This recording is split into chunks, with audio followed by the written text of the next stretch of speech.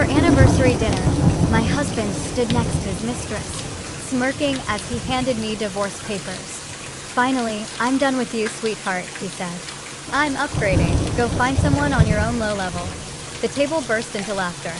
I just smiled, thanked them all, and then did something that made their laughter stop cold. "I'm upgrading now. So, go find someone from your own low level." Can you even imagine hearing those words? From your own husband. In front of 40 people who were supposed to be celebrating your 5th wedding anniversary. He stood there, practically preening, with a woman I'd never met beside him, and casually slid divorce papers across the table like he was ordering an appetizer. It was his grand announcement to the world, and to me, that I was being replaced. But what he didn't know, I'd been ready for him. Before we dive into how everything unfolded, I want to thank you for being here, for sharing stories about strength, strategy, and reclaiming your power. If you believe intelligence and patience can truly triumph over betrayal, please consider subscribing. It really helps us reach more people who need these kinds of stories. Now, let's see how this particular drama played out. The room erupted. Laughter. His colleagues, his business associates, even strangers he'd invited to witness my public humiliation. They all joined in. I sat there in my emerald dress, my hands folded calmly in my lap, and I just looked at the man I'd spent 5 years building up, sacrificing for. Harrison thought this was his moment of victory, his public declaration of freedom from a wife he'd outgrown, his triumphant claim to a younger, prettier future trophy standing right beside him. What he couldn't possibly have known was that I had been expecting exactly this. Maybe not the specific, cringeworthy words or the theatrical cruelty, but the performance itself? Oh, I saw that coming. Because 3 months earlier, I've stumbled onto the truth of what Harrison was doing behind my back. And every single day since then, I had been meticulously building something that would transform this exact moment from my destruction into his. You see, the phone in my clutch wasn't just a phone. It was connected to the venue's entire audiovisual system. That yoga friend seated among the guests? Not a yoga friend. She was my attorney. And the mountain of evidence I'd compiled over 90 days? It was about to appear on every single screen in that room. That laughter that filled the expensive event space? It was about to die, in a way none of them would ever forget. But to truly understand how I got to that moment, you need to know how our marriage began. 7 years ago, I met Harrison Whitmore at a marketing conference in Chicago.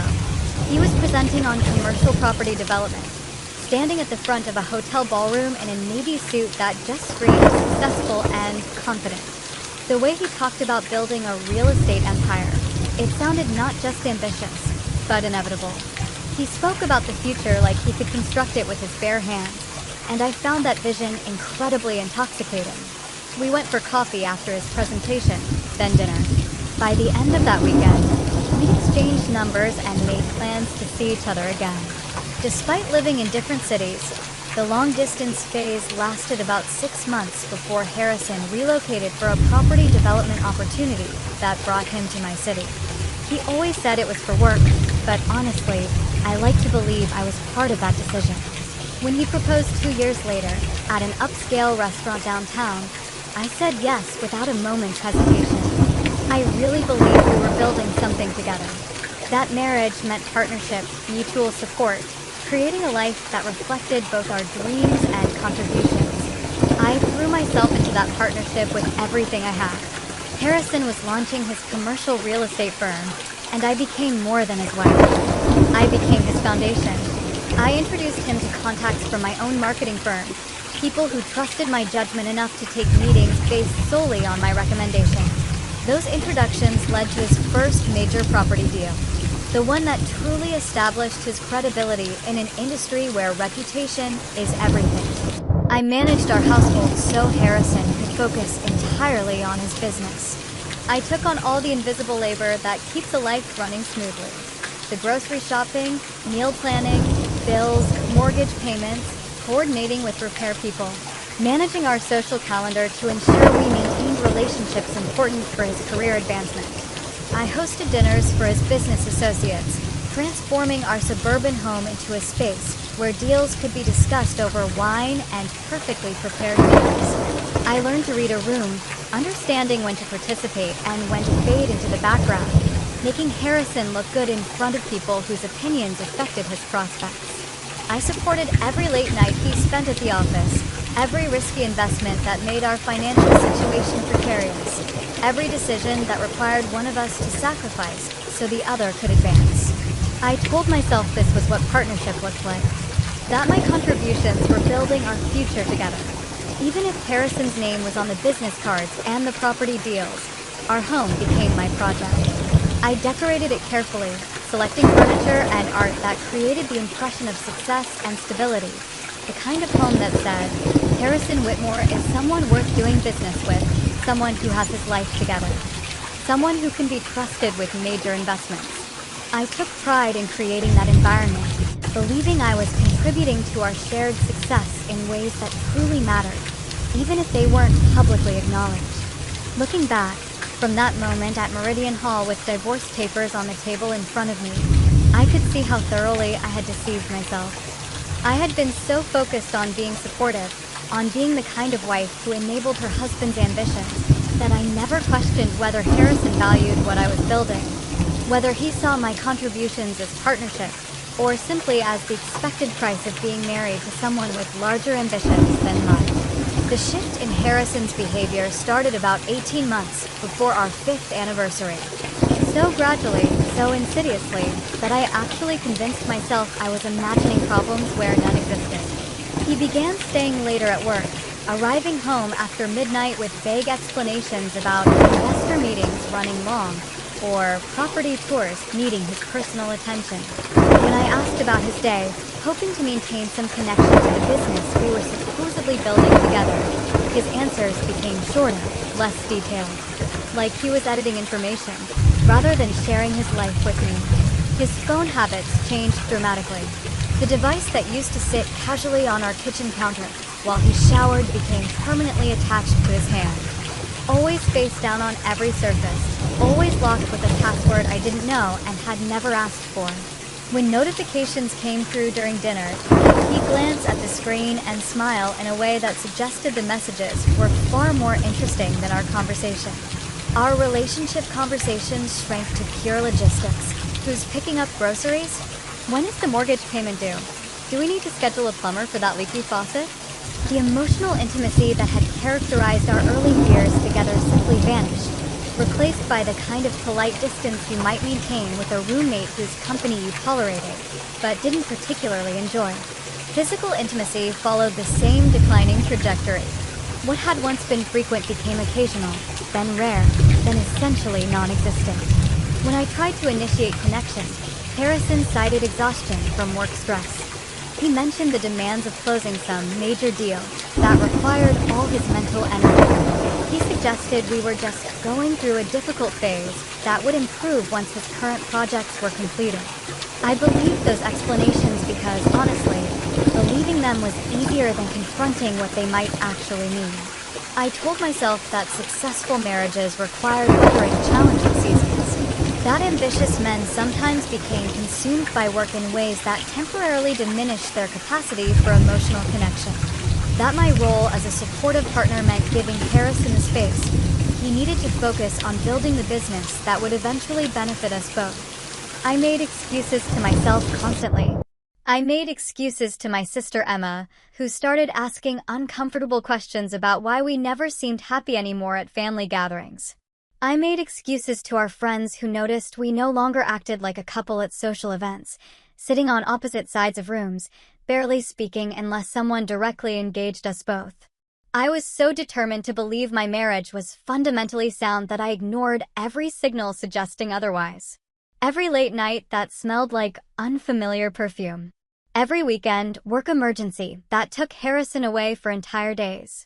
Every unexplained charge on our credit card statements that I noticed, but convinced myself had reasonable explanations I simply hadn't thought of yet. Then the anniversary invitation arrived.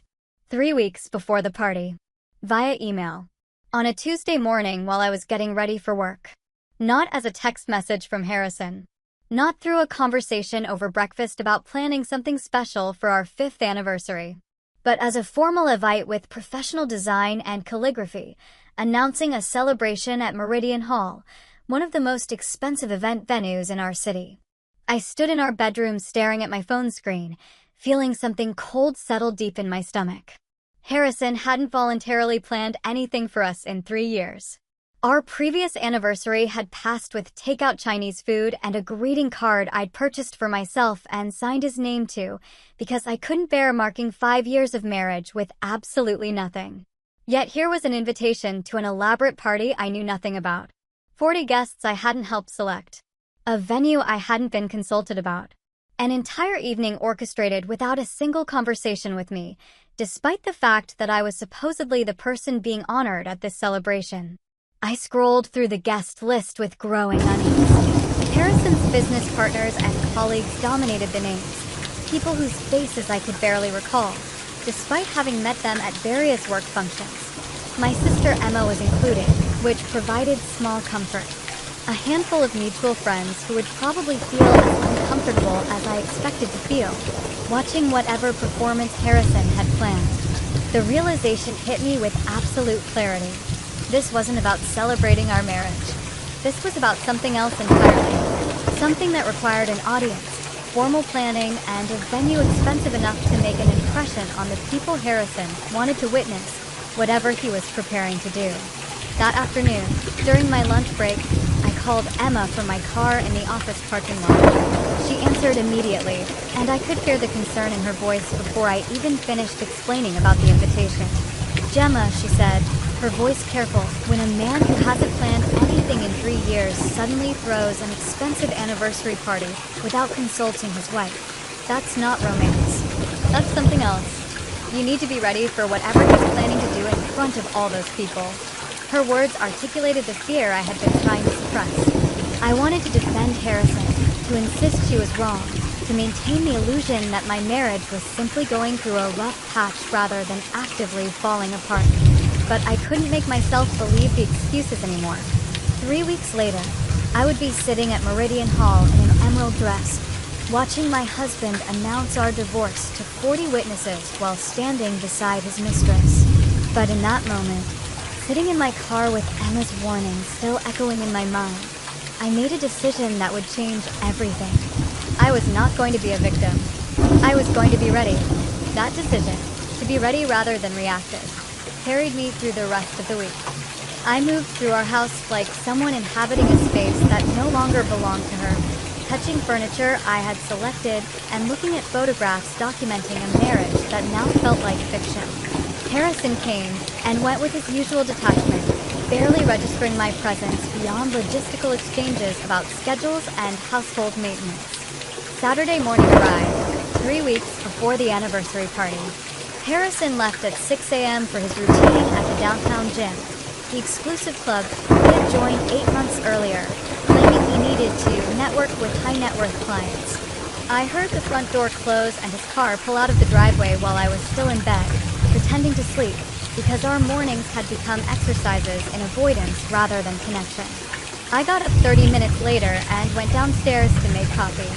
My weekend ritual involved grinding beans fresh and using the French press Harrison had given me 3 years ago for my birthday, back when he still paid attention to things I liked. The kitchen was quiet except for the sound of water heating and beans grinding, familiar domestic sounds that felt strange now that I understood how thoroughly the foundation beneath them had cracked. His laptop was sitting open on the counter. Harrison never left his laptop open anymore.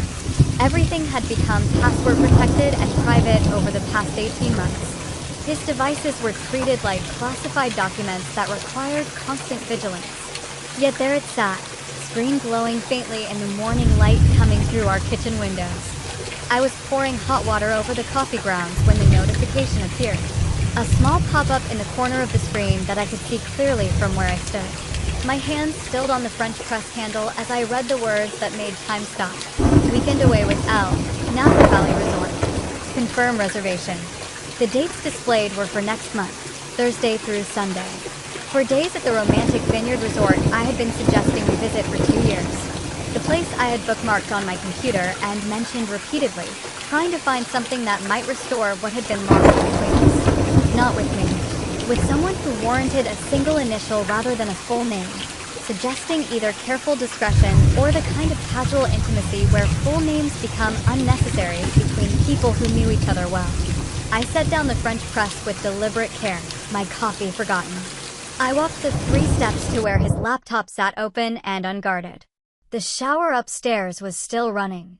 Harrison would be occupied for at least another 10 minutes, possibly 15 if he followed his usual routine. I should have closed the laptop, respected his privacy, walked away, convinced myself there was an innocent explanation for what I had seen. But my hands were already moving, already clicking on the notification to open the calendar application fully. The screen filled with entries I had never seen before, weeks and months of scheduled appointments that told a story I had been refusing to acknowledge, even as I lived inside it. Lunch with Al appeared every Tuesday and Thursday at noon, always during hours Harrison claimed to be meeting with investors or touring properties in neighborhoods too far away from me to casually visit. The entries stretched back through weeks of calendar history, a pattern so consistent it was clearly routine rather than occasional. Evening at AL's place populated most Thursday nights. The same evenings Harrison told me he was attending networking events with other real estate professionals, coming home after midnight smelling like wine and cigarettes, explaining he had stayed late to make the right connections. I scrolled further back, watching months of my marriage rewrite themselves as I discovered the truth beneath the explanations I had accepted. The Napa Resort reservation wasn't an isolated romantic gesture. It was part of a pattern stretching back 14 months. 14 months of systematic deception while I had been maintaining our home, planning our anniversary, and wondering why I felt so desperately alone in a marriage that was supposed to eliminate loneliness. The earlier entries were even more explicit, created before Harrison had apparently learned to use initials for discretion. Dinner with Leia at Harborview. Meet Leia at the Grandmont Hotel. Pick up gift for Leia. Leia. Not an initial anymore, but an actual name. A real person who had occupied 14 months of my husband's life while I was being the supportive wife who made sure his shirts were pressed and his mother received birthday cards on time. The shower upstairs turned off. I had maybe 5 minutes before Harrison came downstairs expecting breakfast and the same oblivious wife he had been deceiving for over a year. I opened his email application, my hands moving faster now as adrenaline overrode the shock. The inbox loaded immediately because Harrison hadn't bothered to log out, confident in his privacy or perhaps just careless in his comfort with deception. The emails from Leia were easy to find. They dominated his recent messages, dozens of them exchanged just in the past week. I clicked on the most recent thread and started reading. The messages were worse than the calendar entries because they contained actual words, emotions expressed in complete sentences, a relationship that existed in detailed exchanges rather than just scheduled appointments. Leia Vaughn was 28 years old, according to her email signature. A marketing director at Grandview Hotels, a luxury chain Harrison's company had partnered with for some mixed-use development project downtown. Her professional title sat beneath her name in clean sans serif font, creating cognitive dissonance between her corporate role and the intimate content of her messages to my husband. Cannot wait for Napa, baby. Finally, a whole weekend without hiding. I'm so tired of pretending we're just colleagues when we're together at work events. I want to be able to touch you without worrying who's watching. Harrison's response had come within minutes. I know, sunshine. Just a few more weeks after the anniversary thing is handled. Everything changes. No more hiding. No more pretending. Just us building the life we've been planning. The anniversary thing. He was referring to our marriage, our 5 years together, as a thing to be handled before moving on to his real life with someone else. I scrolled through more messages, each one revealing layers of a relationship that had clearly moved far beyond a physical affair into emotional partnership.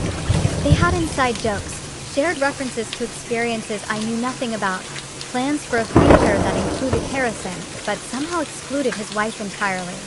Harrison called her sunshine, the best part of his day, his reason for getting up in the morning, phrases I dimly remembered him using with me during our courtship, before they became casualties of familiarity and the comfortable routine of an established marriage.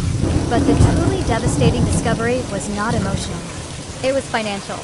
Buried in their email exchanges was a shared folder Harrison had given Leia access to, labeled Our Future, with the kind of optimistic certainty that made my stomach turn.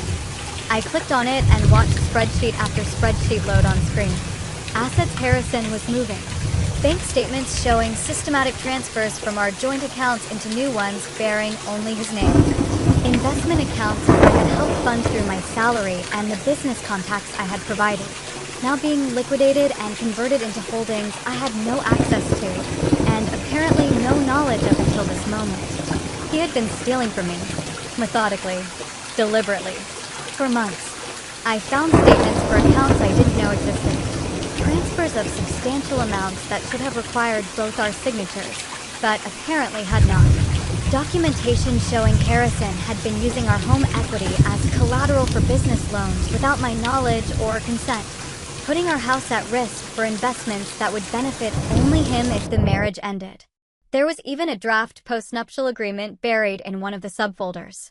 I opened it and read through terms so one-sided they would have been comical if they hadn't represented the systematic theft of everything I had helped build during 5 years of marriage. Harrison would keep the business, the investment accounts, the retirement funds, most of the property we had accumulated together. I would receive a small settlement that might cover 6 months of basic living expenses if I was careful with spending. He wasn't just planning to leave me. He was planning to leave me with nothing, while he started a new life with someone younger and more exciting, someone worthy of the successful version of himself he wanted to present to the world. I heard movement upstairs, footsteps crossing the bedroom floor toward the stairs. Harrison would be down in less than 2 minutes, expecting his Saturday morning routine to proceed exactly as it always did. My first instinct was confrontation. To scream. To throw his laptop across the kitchen and watch it shatter against the wall. To demand explanations and apologies and some acknowledgement of what he had been doing to destroy us. But something stopped me. Some survival instinct that recognized anger without strategy was just noise.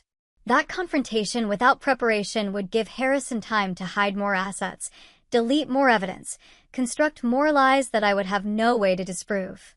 I pulled out my phone instead. Started photographing everything on his screen with hands that were steadier than they had any right to be. Every calendar entry, every email exchange, every financial document showing the systematic transfer of our shared assets into accounts bearing only his name. My hands moved with mechanical efficiency while my mind processed the complete destruction of everything I had believed about my life, about my marriage. I created a secure cloud storage account under a pseudonym, using my work email and a password Harrison would never guess. I uploaded every photograph while listening to him move around upstairs, getting dressed. Then I closed his laptop exactly as I had found it, notifications still visible on the screen, and returned to making coffee, like the previous 10 minutes had not just dismantled my entire understanding of my life. Harrison came downstairs 5 minutes later, hair damp from the shower and gym clothes bundled in his arms. He was humming something under his breath, looking relaxed and satisfied in a way I hadn't seen in months. "Good workout?"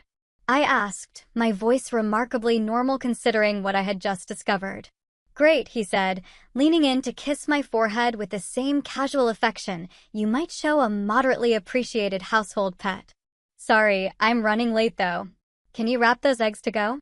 I wrapped his breakfast in foil and handed it to him along with a travel mug of coffee I had poured while he collected his things. I watched him grab his laptop without noticing anything amiss. I waved as he headed out for another Saturday at the office that probably involved Leia rather than actual work. The door closed behind him. His car started in the driveway. I stood alone in our kitchen with cold coffee and the weight of knowledge I could not unknow. Then I sat down at our kitchen table, opened my own laptop, and began researching divorce attorneys who specialized in financial fraud within marriages. The search for those specialized divorce attorneys took me down a rabbit hole of legal websites and consultation forms that all blended together after the first dozen. I needed someone who understood that this wasn't just about ending a marriage, but about recovering assets that had been systematically stolen and preventing Harrison from controlling the narrative of our separation. Catherine Ross's name appeared repeatedly in online reviews and legal forums discussing complex divorce cases involving hidden assets. Her website was professional but not flashy, featuring testimonials that read like victory reports from women who had been in situations similar to mine. One review, in particular, caught my attention. Catherine recovered money my ex-husband swore no longer existed and made him pay for trying to hide it. I called her office Monday morning from my car, parked in a grocery store a lot 3 blocks from my workplace, because I couldn't risk anyone from my office overhearing this conversation. The receptionist who answered had the kind of efficient professionalism that suggested she fielded calls from desperate women regularly and knew how to assess urgency. "I need a consultation about divorce involving financial fraud," I said, keeping my voice steady despite how strange the words felt coming out of my mouth. "How soon can you come in?" she asked without hesitation. "As soon as possible. Tomorrow afternoon at 2. Bring any documentation you have. Bank statements, emails, photographs, anything that supports what you're telling me."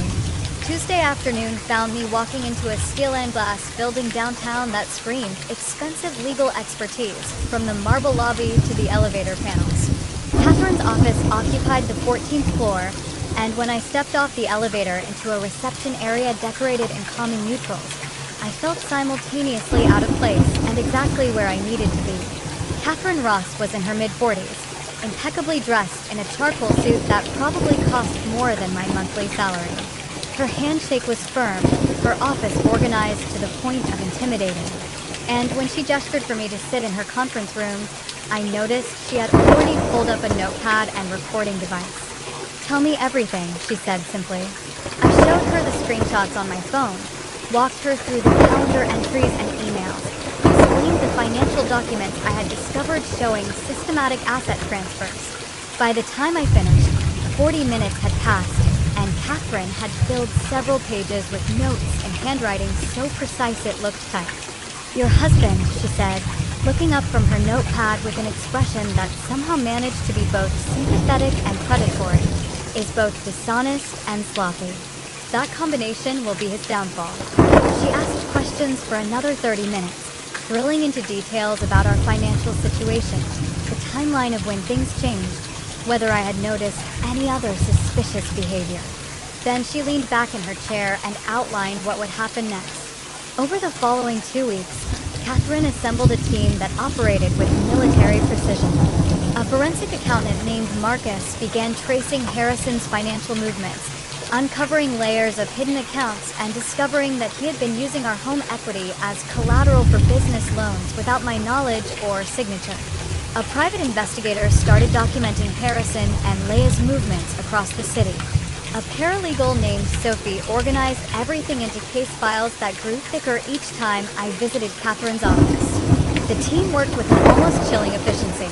Marcus found Harrison's vintage watch collection, the one he'd claimed he sold 3 years ago when business was supposedly tight, sitting in climate-controlled storage. The collection was worth at least $40,000, while Harrison told me we needed to be careful about spending. The credit card analysis revealed charges at luxury hotels that appeared on our joint account. I had been helping finance Harrison's romantic getaways without even knowing they existed. Marcus documented dinners at expensive restaurants, jewelry purchases from boutiques I had never visited, even spa treatments that clearly hadn't been for my benefit. The private investigator captured video footage of Harrison and Leia meeting for lunch at places where any business associate might see them, holding hands across tables and laughing with the easy intimacy of an established couple. The surveillance showed them entering hotels in the middle of the afternoon, emerging hours later with body language that left little doubt about what had occurred inside. 3 weeks into building our case, Catherine called me back into her office for what she described as a strategic planning session.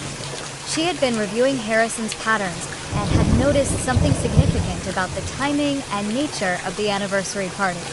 "He is planning something public," Catherine said, her expression serious in a way that made my stomach tighten. The expensive venue, the guest list heavy with business associates, the formal invitations. "This is not about celebrating your marriage." This is theater. She explained that men like Harrison didn't just want to leave their wives. They wanted to be seen leaving, to be witnessed making what they considered an upgrade, to have their decision validated by people whose opinions mattered to their professional and social standing. The anniversary party is not a celebration, Catherine continued. It is a stage. He is going to do something there, and we need to be ready with a response that is equally public and far more devastating. Her assessment made terrible sense. It explained why Harrison had suddenly taken the initiative to plan an elaborate event when he hadn't voluntarily organized anything for us in years. This wasn't about honoring our marriage. This was about positioning himself as the successful man finally free from the burden of a wife he had outgrown.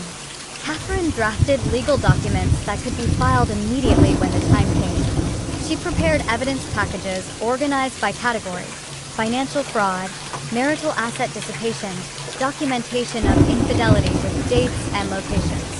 She coordinated with Marcus and the private investigator to ensure we had comprehensive documentation of everything Harrison had done, leaving no room for him to claim I was exaggerating or lying about his behavior. When he makes his move, Catherine said during one of our planning sessions, we respond immediately, publicly, and with evidence he cannot dispute. You want theater? We will give him theater. But our version ends very differently than the script he has written. The hardest part of those 3 weeks was not the meetings with lawyers or reviewing evidence that documented my husband's betrayal. It was going home every evening and pretending I knew nothing, maintaining the facade of the oblivious wife while living with someone who was systematically destroying everything we had supposedly built together. Every morning, I made coffee and asked about Harrison's day with genuine-sounding interest. Every evening, I prepared dinners he barely touched while scrolling through his phone, probably texting Leia about plans that did not include me. I did laundry and paid bills and maintained our household exactly as I always had. I attended work functions where Harrison worked with colleagues, standing beside him and smiling while making small talk with people who had no idea what was happening beneath the surface of our apparently stable marriage. At these events, Leia was sometimes present. I watched them maintain careful professional distance while their eyes communicated everything their words could not say in public. 2 weeks before the anniversary party, Harrison's firm hosted a charity gala benefiting some cause I can no longer remember. The event was at a hotel downtown, the ballroom filled with people in expensive clothes writing checks that would earn them tax deductions and social capital. I wore a navy dress Harrison had once said he liked, and stood beside him during the cocktail hour, playing the role of supportive wife while he worked the room. Leia arrived halfway through the evening, wearing something red that drew attention from every man in the vicinity. She maintained appropriate distance from Harrison in public, but I watched her watch him during his speech about corporate responsibility and community partnership. During a break in the programming, I found myself standing near the bar at the same time as Leia.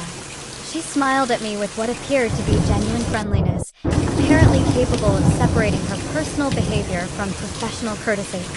You must be so proud of Harrison, she said, gesturing toward where he stood talking with a group of investors. He has built something really impressive with his company. We built it together, I replied, keeping my voice pleasant while rage burned quietly beneath my composure. I was there from the beginning. Made a lot of it possible, actually. Of course, Leia said, though her expression suggested she hadn't really considered my role in Harrison's success beyond the basic fact of my existence. It must be nice being married to someone so ambitious. I looked at this woman who had been sleeping with my husband for 14 months, who had received romantic getaways funded by my salary, who apparently believed she had found something special worth stealing from someone else's life. It has been educational, I said, then excused myself before I said something that would reveal how much I actually knew. The performance required constant vigilance. Every word carefully chosen, every facial expression controlled. I complimented Harrison's new clothes without mentioning they appeared in our closet, despite his claims that business was challenging. I admired his improved physique without noting that his dedication to fitness had somehow eliminated his interest in physical intimacy with his wife. I became the perfect version of the oblivious wife Harrison needed me to be. The woman who suspected nothing, questioned nothing, threatened nothing. All while Catherine and her team built a comprehensive case that would destroy everything he was planning. The anniversary party was now only 1 week away. Harrison had been coming home earlier some evenings, almost jovial in a way I hadn't seen in months. He was excited about something, confident, like someone about to execute a plan he believed would work perfectly. He had no idea I was executing a plan of my own. The final week before the anniversary party moved with the strange quality of time that feels both too fast and impossibly slow. Each day brought me closer to the confrontation I had been preparing for, while simultaneously stretching out in a way that made every interaction with Harrison feel like performance art that required exhausting levels of concentration. Tuesday evening, Harrison came home at 6 p.m., which was unusual enough that I looked up from the kitchen counter where I was preparing dinner with genuine surprise. He hadn't arrived home before 8 on a weeknight in months, and seeing him walk through the door while the sun was still visible felt disorienting. "Thought I'd actually have dinner at home tonight," he said, loosening his tie and heading straight for the bourbon decanter on the sideboard in our dining room. He poured himself 2 fingers and settled into his chair at the table with the air of someone making a deliberate choice to be present, rather than someone who actually wanted to be there. I brought over the pasta I had been making and sat across from him. We ate in silence for several minutes before Harrison cleared his throat. "This is going to be a special night on Sunday," he said, watching me over the rim of his glass. "Really special. I invited everyone important. Your sister is coming, right?" "Emma will be there," I confirmed, keeping my voice neutral despite the cold weight settling in my stomach. "Good. That's good." He swirled his bourbon, and I noticed his hand was not quite steady. Nerves? Or excitement? I couldn't tell which. I want everyone there. Want them to see where we are, where things are going. The phrasing was careful, deliberately vague in a way that could mean anything depending on how you chose to interpret it. I played the role of the supportive wife who assumed the best intentions. "It was thoughtful of you to plan something," I said, the lie tasting bitter, even as the words came out smooth and genuine sounding. Harrison looked at me then, with an expression I couldn't quite read. Guilt mixed with anticipation, mixed with something that might have been a last flicker of doubt about whatever he had planned. The look vanished quickly, replaced by the confident mask he had been wearing for months. He went to bed early, claiming he had an important meeting in the morning. I stayed up late on the phone with Emma, who had become my lifeline through these final days of pretending. "How are you holding up?" she asked, her voice tight with concern. "I feel like I'm holding my breath underwater," I admitted, "just waiting to surface, but not sure I'll make it." "You're stronger than I would be," Emma said. I would have confronted him weeks ago. Probably would have thrown his laptop through a window. I laughed, despite everything. "Catherine says the key is patience. Let him think he has control, so we can take it away completely when it matters." "Most?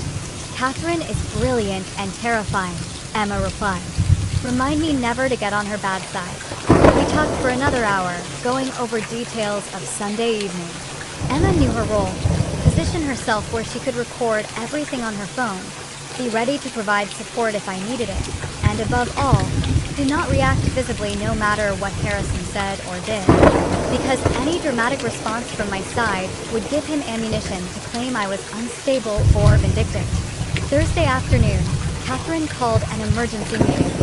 Her voice on the phone carried an urgency that made my pulse quicken even before she explained why. "Marcus found something significant," she said. "Can you be at my office in an hour?" I left work early, claiming a dental emergency, and drove downtown with my hands gripping the steering wheel tighter than necessary. Catherine's conference room felt smaller than usual when I walked in. Or maybe it was just the weight of whatever information was about to be shared. Marcus was there, along with Catherine's associate who specialized in tax law.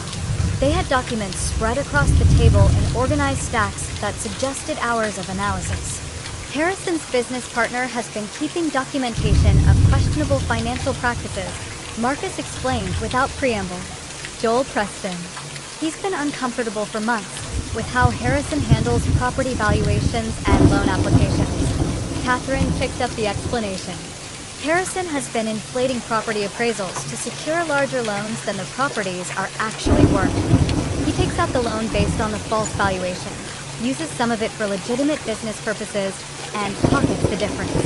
It's systematic fraud that extends beyond your marriage into his professional operations. The tax attorney, a woman named Rebecca Chin, added more context. Based on what Joel has documented and what Marcus has uncovered, Harrison has also been underreporting income from property sales. The difference between what he reports to the IRS and what he actually receives is significant enough to trigger a federal investigation if the right people become aware of it. I sat down slowly, processing the scope of what they were telling me. So, this isn't just about divorce anymore. No, Catherine said.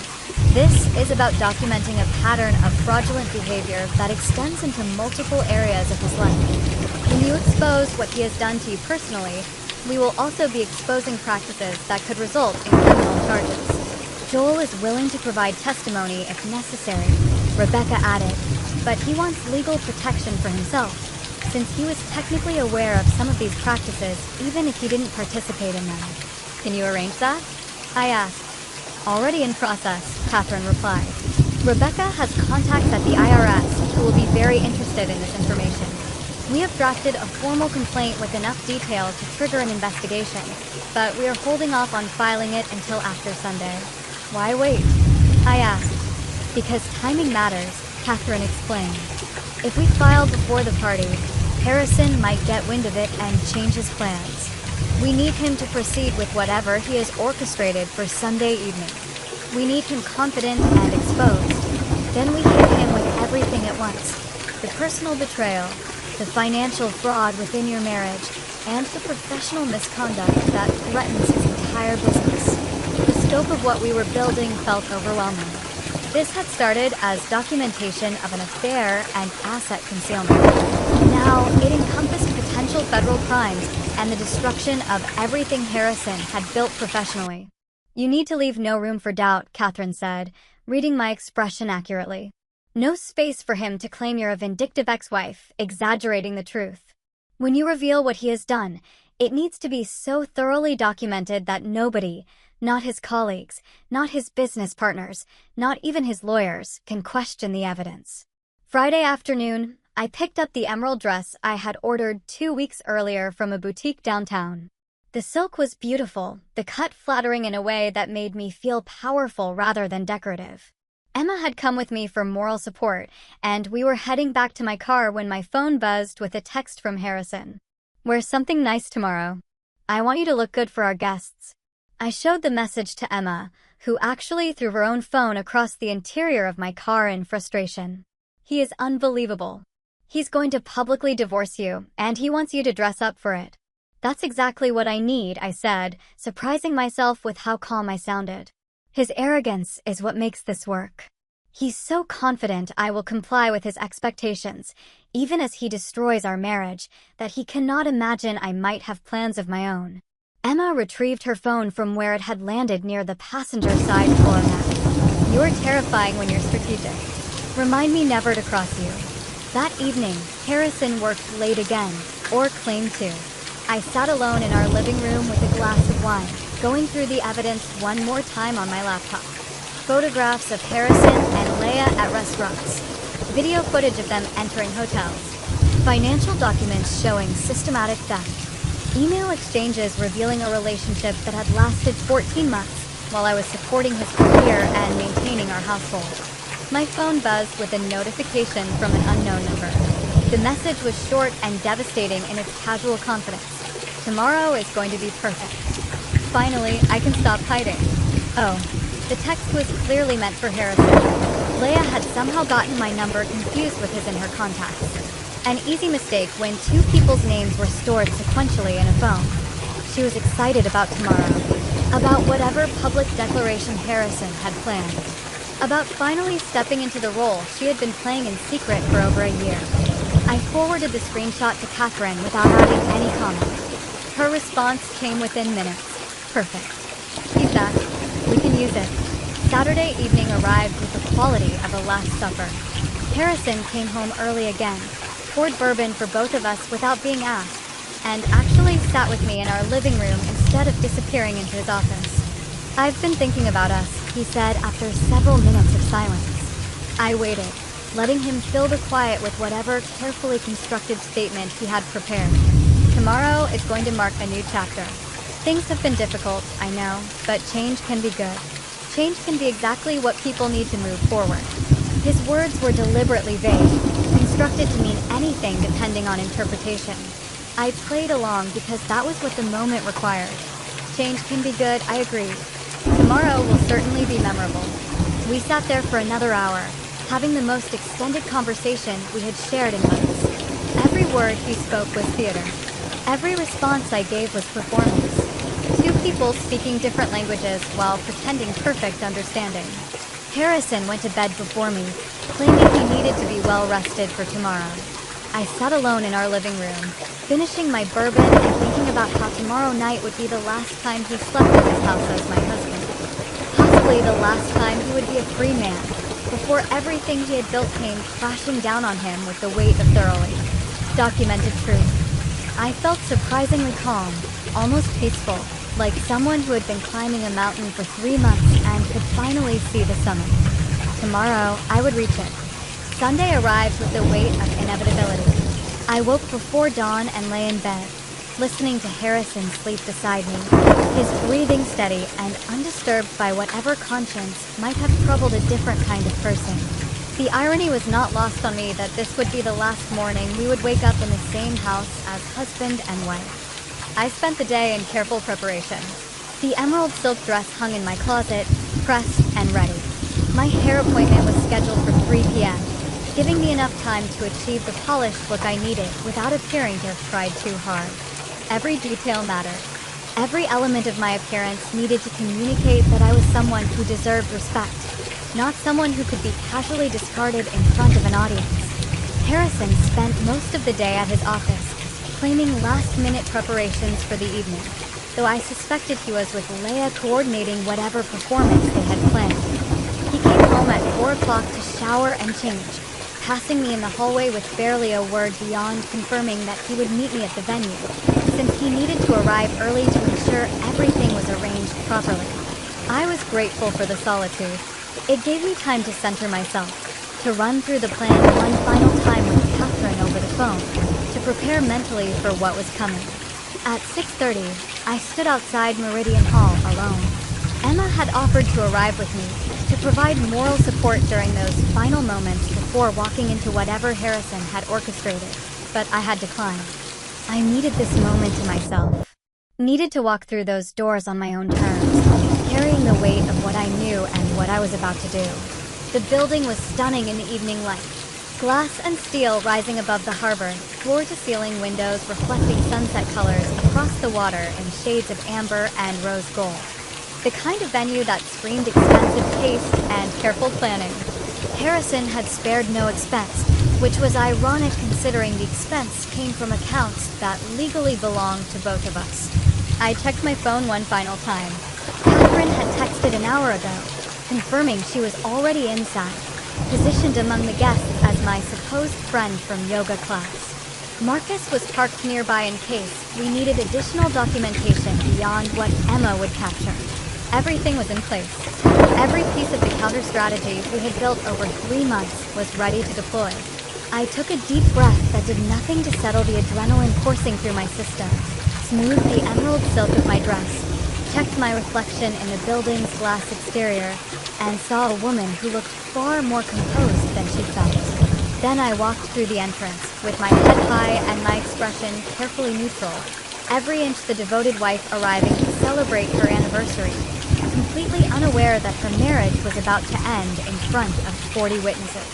The first thing I noticed was Leia. She stood beside Harrison near the entrance to the main event space, greeting guests as they arrived, like this was her party, her celebration, her right to play hostess at an event supposedly honoring my marriage. The audacity was breathtaking. She wore red, a dress that probably cost what I earned in 2 months, the kind of designer piece that communicated wealth and taste in equal measure.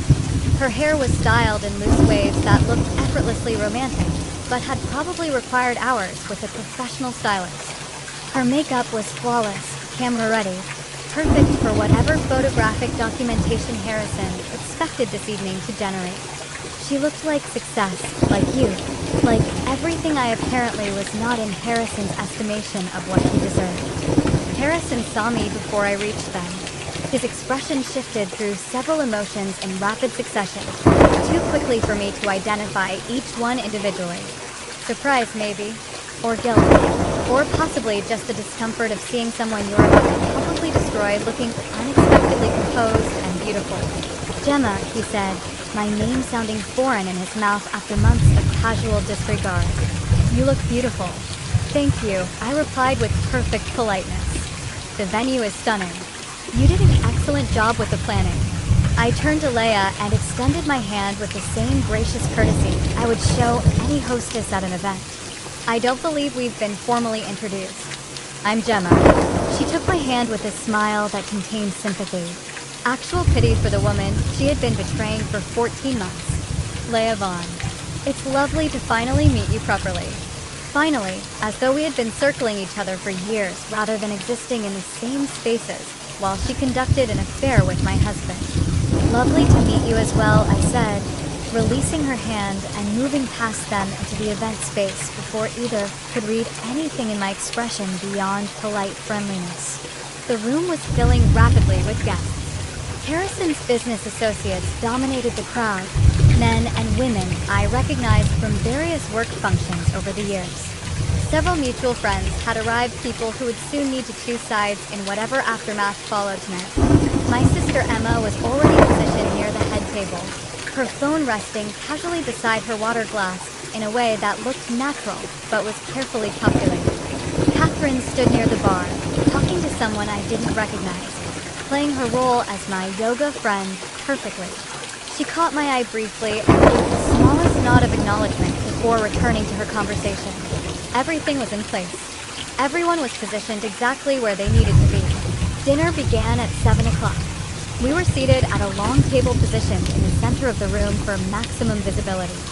40 guests arranged in carefully planned seating that separated me from Harrison by the entire table's length. I sat at one end, like a guest at my own anniversary celebration, while Harrison held court at the other end with Leia beside him. Her hand touched his arm repeatedly throughout the meal. Small gestures of proprietary familiarity that made several guests visibly uncomfortable. People notice. People always notice when something is inappropriate, even if they choose not to acknowledge it directly. The food was expensive and beautifully presented. 5 courses with tiny portions arranged on plates like edible art. I couldn't taste any of it. My entire focus was on Harrison, on waiting for whatever performance was coming, on preparing myself to execute the response Catherine and I had planned. Conversations around me were superficial. Business talk, observations about the view, compliments on the floral arrangements. I participated with polite engagement that looked like normalcy while my mind ran through every step of what was about to happen. Between the 4th and 5th courses, I noticed Emma pull out her phone and position it on the table with the screen facing toward Harrison's end of the room. Recording mode activated, though the angle looked casual enough that no one would question it. Catherine did the same from her position several seats down, both phones capturing different angles of whatever was about to unfold. Then Harrison stood. The room went quiet immediately with the kind of attention successful men command without effort. Thank you all for celebrating this special evening with us, he began, his voice carrying across the space with practiced confidence. Every word was precisely delivered, clearly rehearsed. 5 years ago, I made a commitment. Tonight, I want to acknowledge that commitment and where it has brought me. I watched his face, saw the satisfaction there, the confidence of someone who believed he was finally taking control of his life, freeing himself from a burden he had outgrown. Marriage teaches you what you really want, he continued, looking directly at me across the length of the table. What you actually need. What you are willing to settle for versus what you deserve. Several guests shifted uncomfortably. The atmosphere in the room was changing. People were beginning to sense this was not a typical anniversary toast. Gemma has been exactly what I expected when we married. Supportive, reliable, present. He made those qualities sound like criticism, like failures disguised as compliments, like I had somehow disappointed him by being exactly what a partner should be. but I have grown beyond what I was 5 years ago. My business has expanded. My vision has evolved. And I have found someone who matches where I am now, not where I was then. Leia was looking at him with undisguised adoration. The room had gone completely silent, except for soft, classical music playing from hidden speakers, an utterly inappropriate soundtrack for the destruction unfolding. Harrison reached into his jacket and pulled out a manila envelope. He walked the entire length of the table with theatrical precision and placed it directly in front of me. "Divorce papers," he announced, with a satisfaction that made several guests audibly gasp. "Already filed, already processed. I'm done with you, sweetheart. Finally. Completely done. I'm upgrading now. So, go find someone from your own low level." Leia laughed first. A bright, sharp sound that seemed to give permission for others to join. Several of Harrison's business associates did, nervous laughter filling the space where shock had been. Emma looked ready to physically attack my husband. Catherine had gone absolutely still, her expression focused with laser intensity. I looked at the envelope, at Harrison's face glowing with triumph, at Leia standing beside him like a prize he had just won. Then I smiled. Not a sad smile or a broken smile, but something genuine that came from a place of calm certainty I hadn't accessed in months. The laughter in the room faltered slightly. Harrison's expression flickered with confusion, because this was not the script he had written. I was supposed to cry, to beg, to make a scene that validated his decision and made him look like the reasonable party finally escaping an inadequate wife. I picked up the manila envelope slowly, deliberately, opened it with hands that were steadier than they had any right to be given the adrenaline coursing through my system. The divorce papers inside were exactly as expected, already processed and filed as Harrison had announced.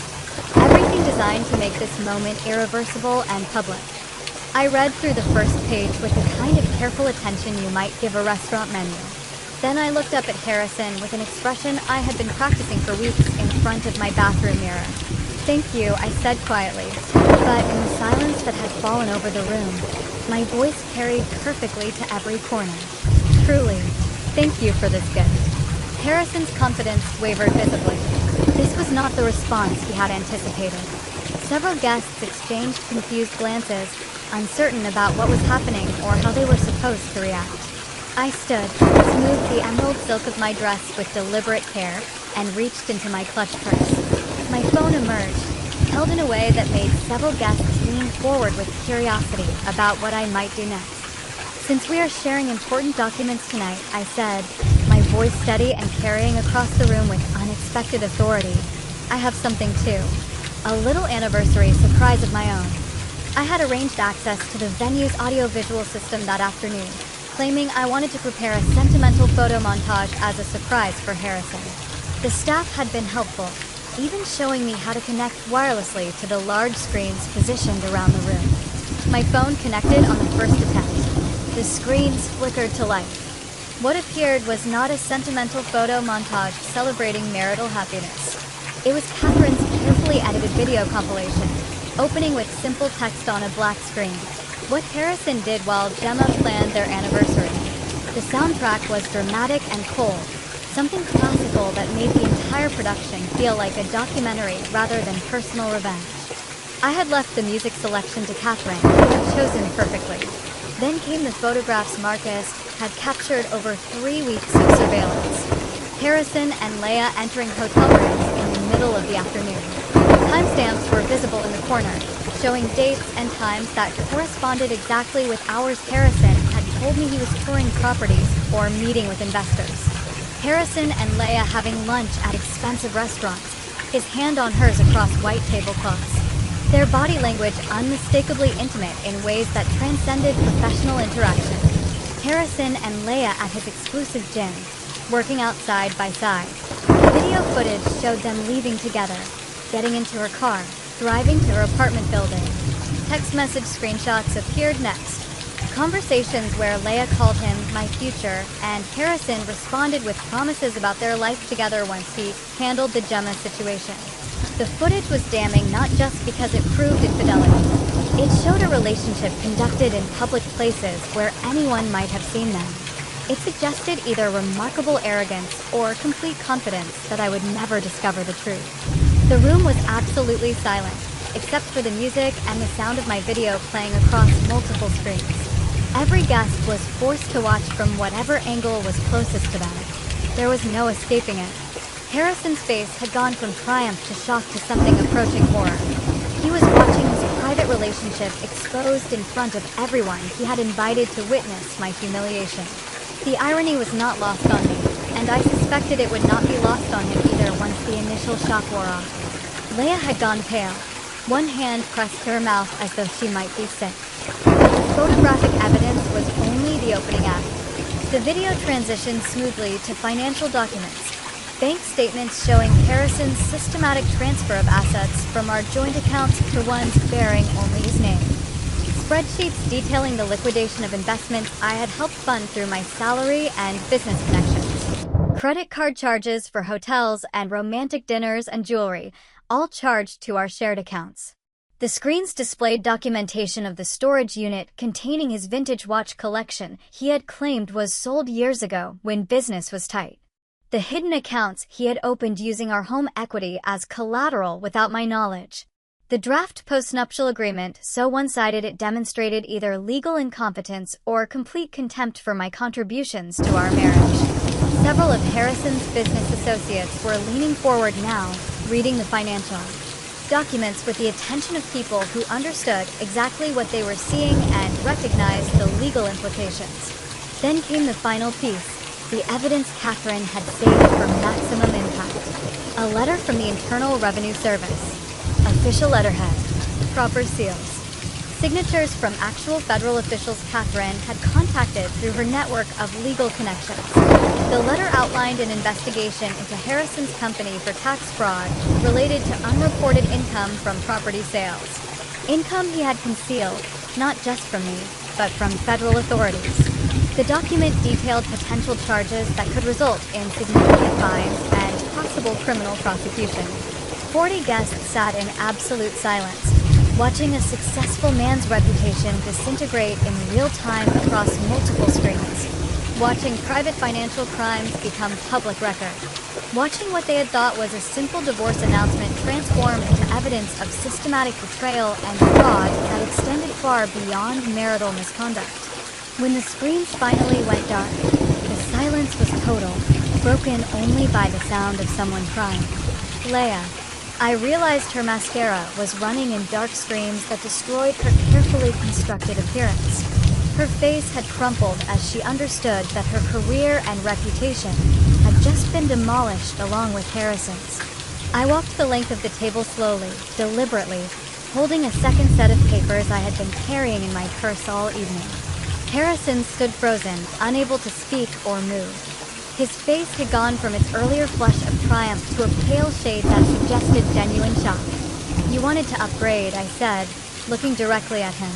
My voice was quiet, but it carried in a silence. But you forgot that intelligence is not measured by age or appearance. It is measured by strategy.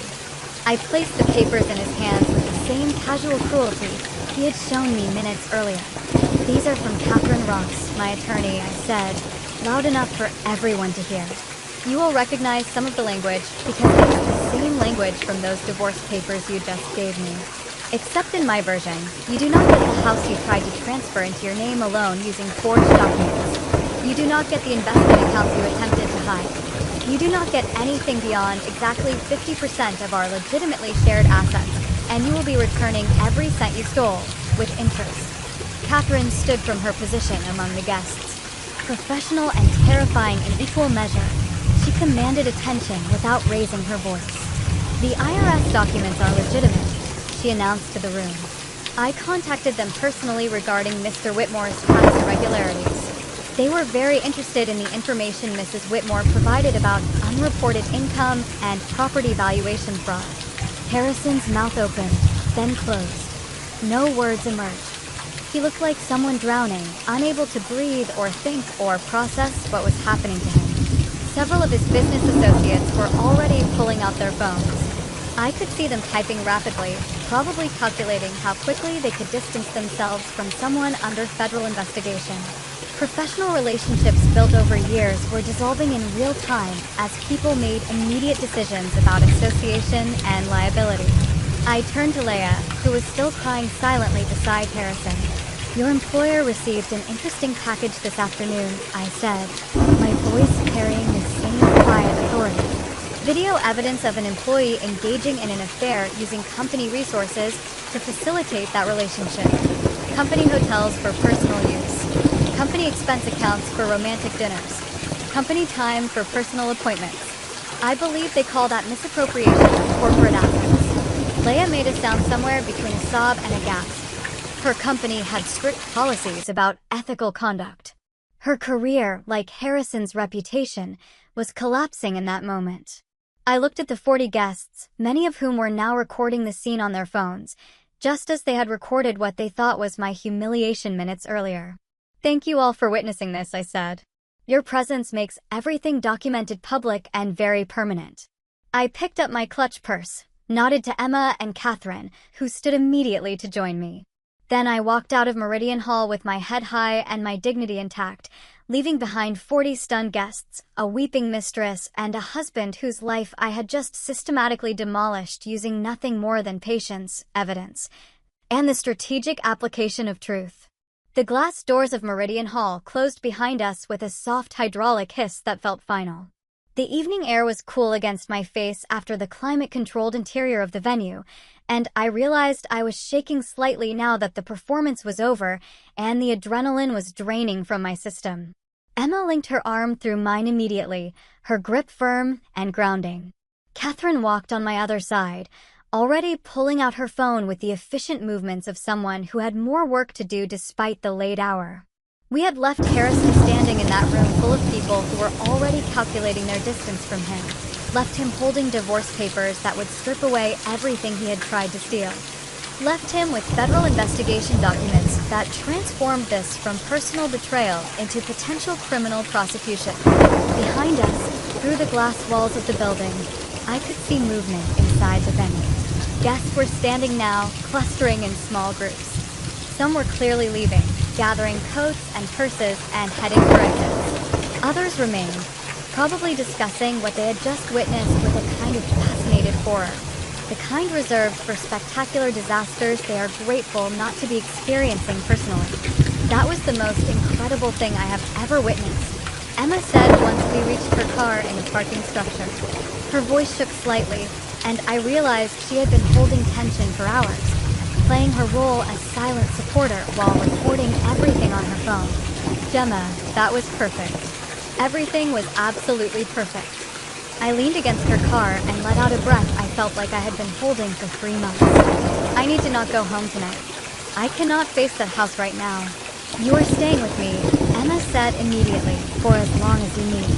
I already made up the guest room before I left for the party because I figured you wouldn't want to go back there tonight. Catherine finished whatever she was typing and looked up at both of us. "He will try to contact you," she said, her tone matter of fact. "Probably within the hour." Angry first, demanding to know how you could do this to him, then pleading, asking you to fix what you just did to his reputation. "Do not respond to anything. Not texts, not calls, not emails. All communication goes through me now." "I understand," I said. "I am serious about this, Gemma. Any direct communication with him can be used to suggest you are open to reconciliation or negotiation outside proper legal channels. Let him spiral. Let him panic.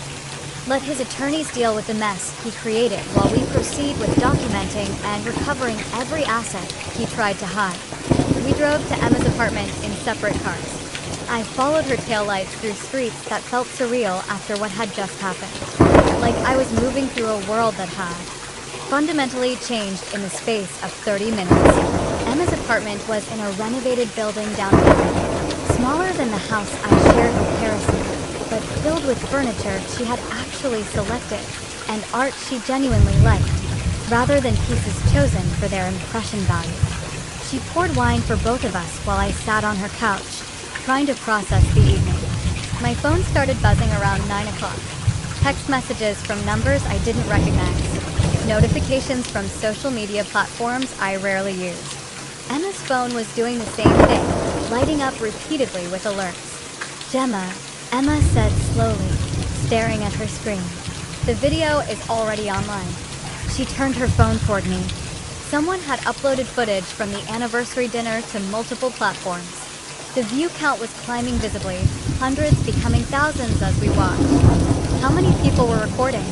I asked. At least a dozen that I could see, Emma replied. Maybe more. Everyone had their phones out once your video started playing on the venue screens. We watched in real time as the anniversary dinner became viral content. The comment sections filled rapidly with responses that ranged from supportive to celebratory. People were praising what they called my strategic patience, mocking Harrison's arrogance, celebrating what they described as the most satisfying public revenge they had witnessed. Someone had already edited together a shortened version, focusing specifically on Harrison's divorce announcement, followed immediately by my counter-reveal. The editing was professional, set to dramatic orchestral music that heightened the emotional impact. That version was spreading even faster than the raw footage. This is insane, Emma said, scrolling through comment after comment. There are hundreds of thousands of views already, maybe more than 1 million at this point. By midnight, the number had reached several million across different platforms. My face was being screenshot and turned into reaction images. Someone had created a meme using the moment I thanked Harrison for the divorce papers, captioning it with text about strategic planning and patience. That meme was being shared hundreds of thousands of times, becoming shorthand for calculated revenge. I turned off my phone around 1 o'clock in the morning because the constant notifications were overwhelming. Emma did the same after confirming that Catherine had everything she needed and would handle any urgent legal matters that arose overnight.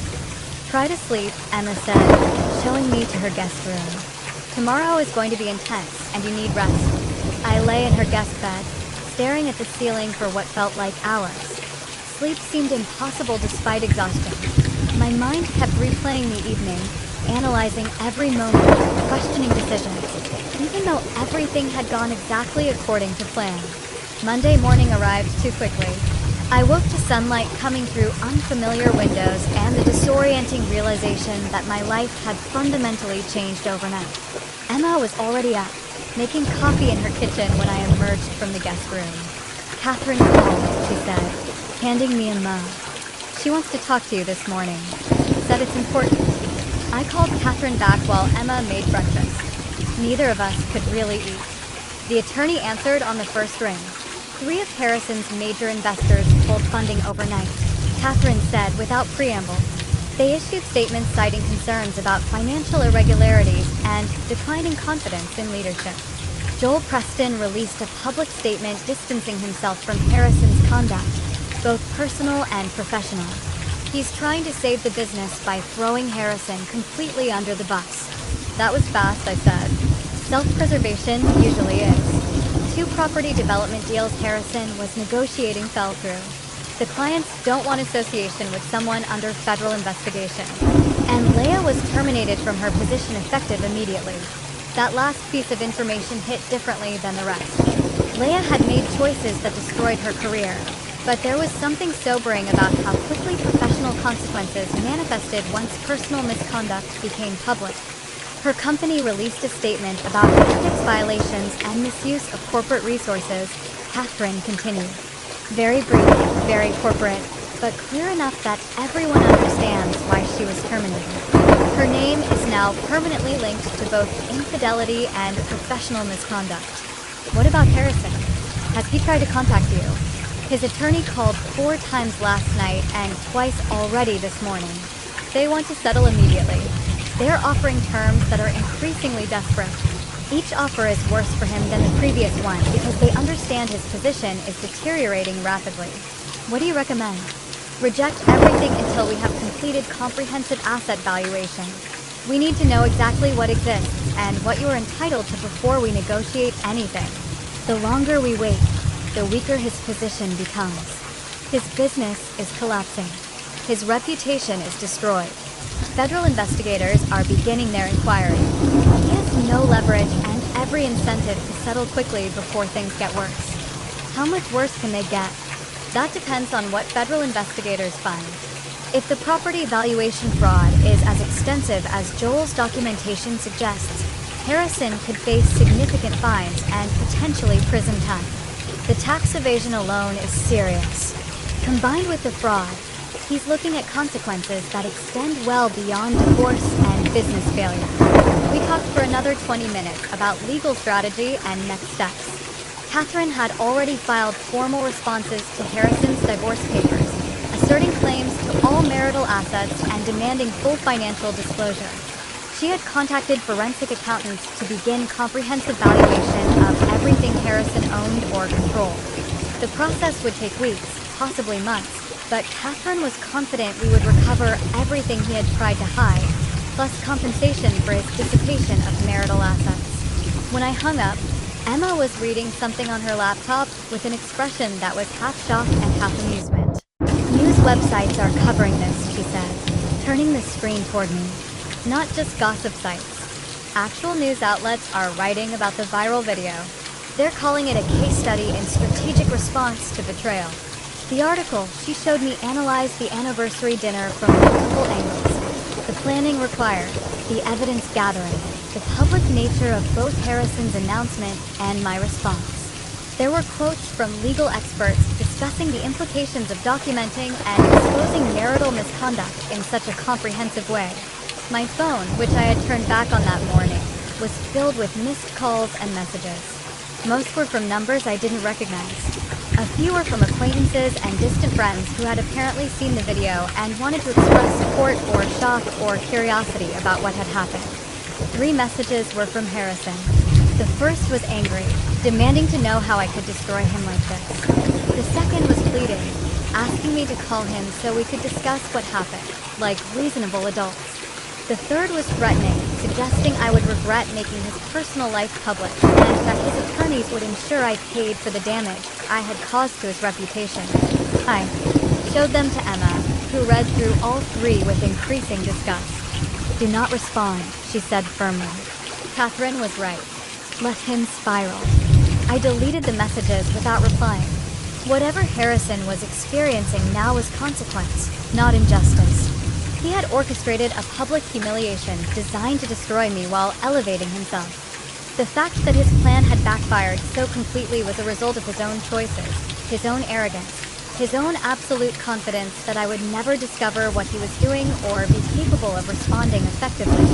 The rest of Monday passed in a blur of phone calls and legal consultations and moments of sitting quietly in Emma's apartment trying to process how completely my life had transformed in less than 24 hours.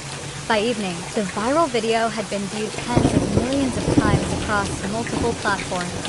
My face was recognizable now to strangers who had never met me but felt entitled to opinions about my marriage and my choices and whether public revenge was justified or excessive.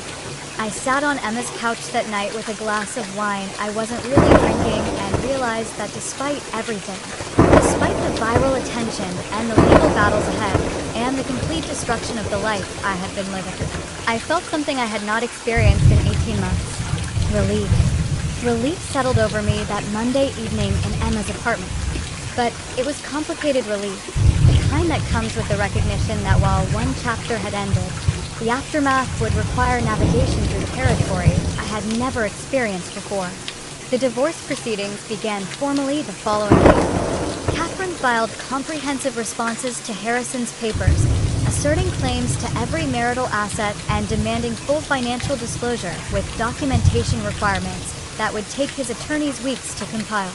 The process was methodical and exhausting, involving depositions and document production, and endless meetings in Catherine's conference room, reviewing financial statements and property records. Harrison's attorney tried multiple approaches to expedite settlement.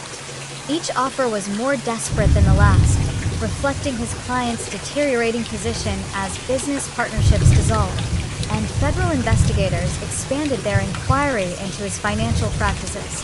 Catherine rejected every proposal, insisting we would not negotiate until we had a complete understanding of every asset Harrison owned or controlled.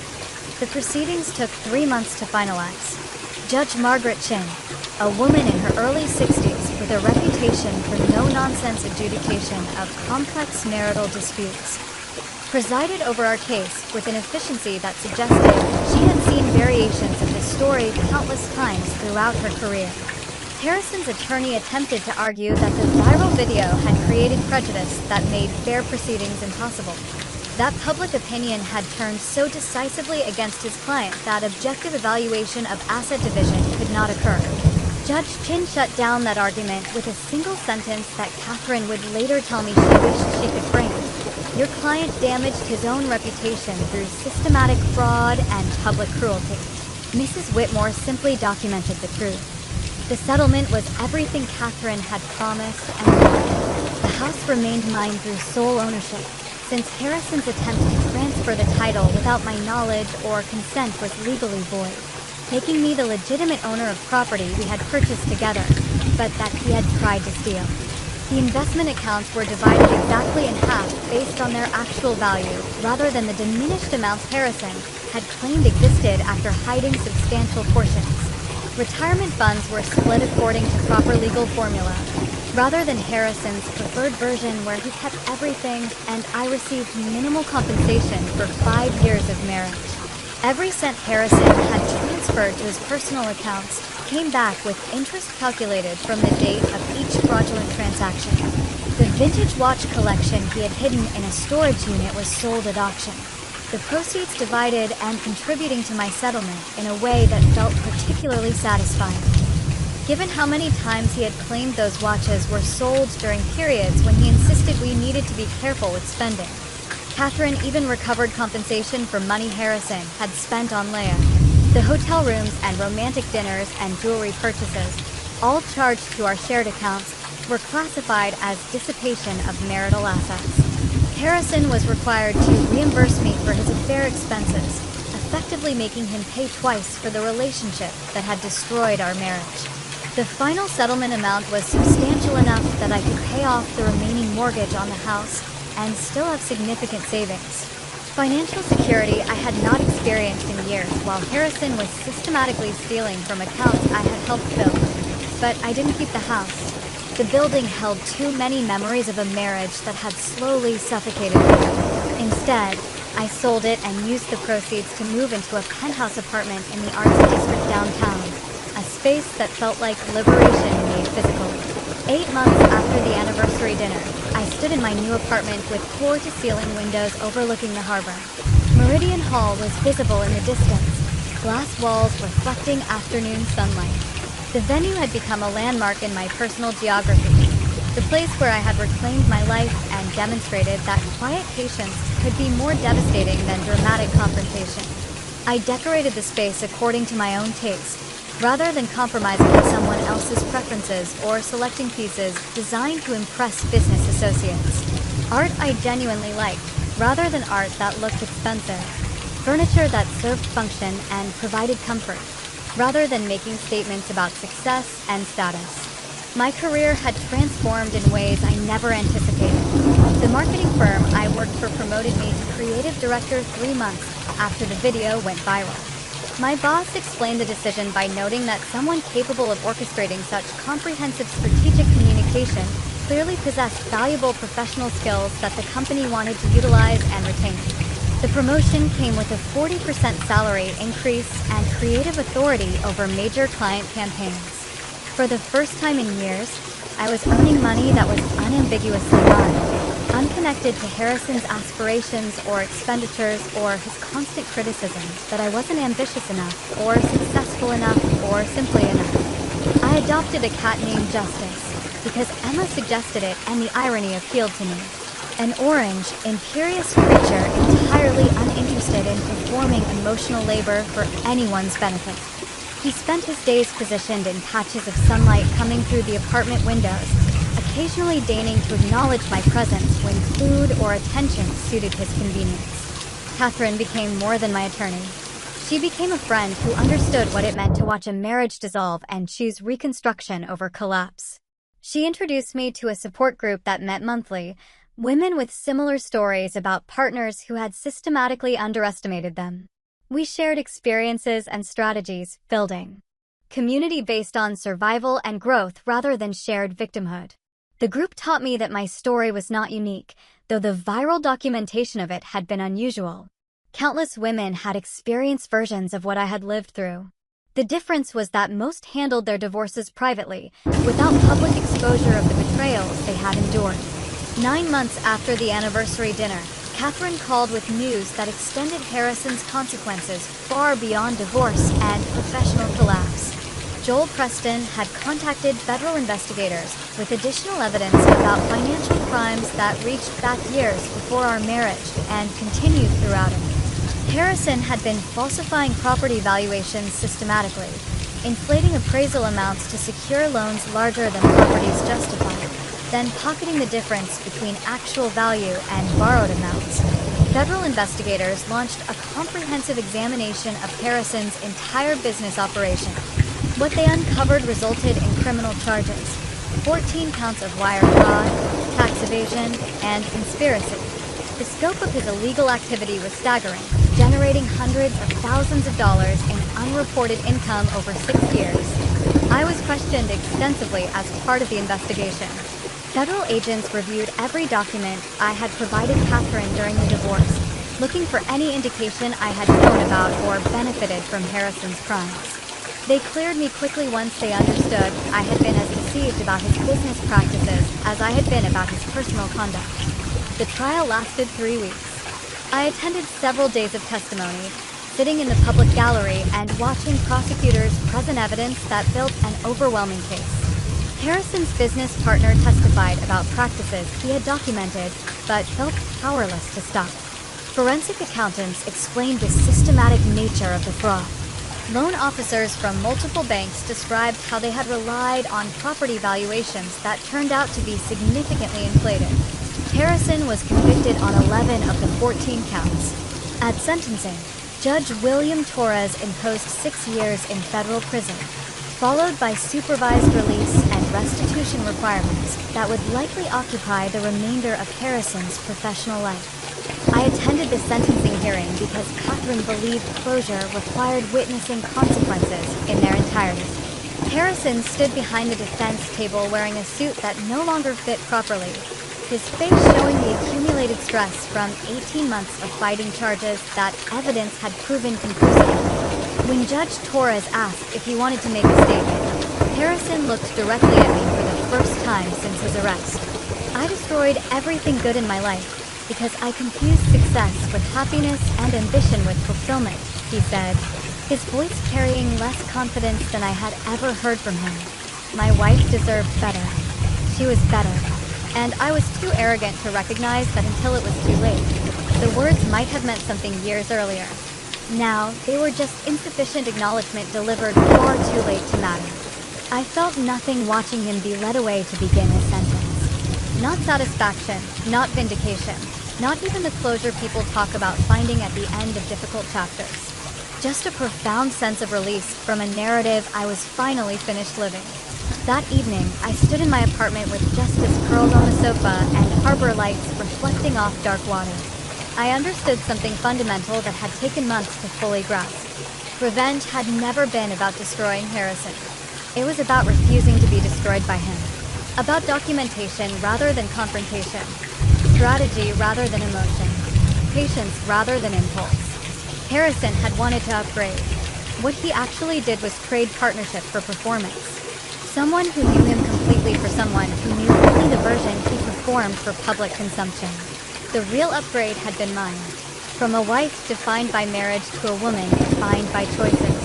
From someone who absorbed criticism about inadequacy to someone who recognized that inadequacy belonged to the person delivering judgment rather than receiving it. The anniversary dinner video still circulates occasionally on social media, resurfacing whenever someone compiles examples of public accountability or strategic response to betrayal.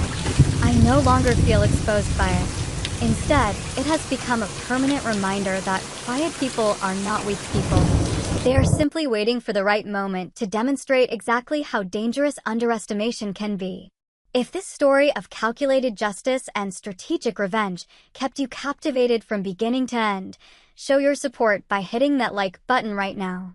My favorite moment was when I calmly thanked Harrison for the divorce papers before revealing the comprehensive evidence that would destroy everything he had built. What was your most satisfying moment in this story? Share your thoughts in the comments below. Don't miss more powerful stories of resilience, justice, and triumph over betrayal. Subscribe and hit that notification bell so you're notified the instant we upload new content.